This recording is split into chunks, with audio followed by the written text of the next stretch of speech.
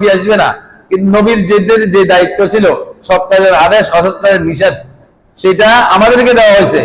আমি একবার ন্যূনতম সমাজের একজন সদস্য হিসাবে সেটা আমারও দায়িত্ব আছে যে একটা অপরাধ হইতেছে সেটাকে আমি প্রতিরোধের চিন্তা ভাবনা মাথার মধ্যে থাকা, এটা আমার দরকার।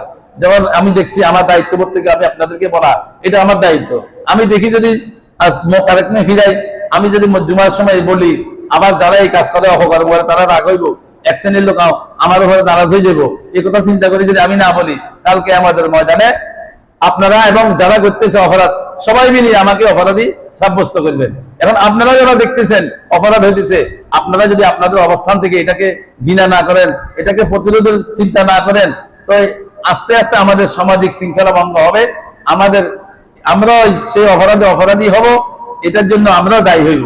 এই জন্য সামাজিক যে অপরাধ গুলা, এটার জন্য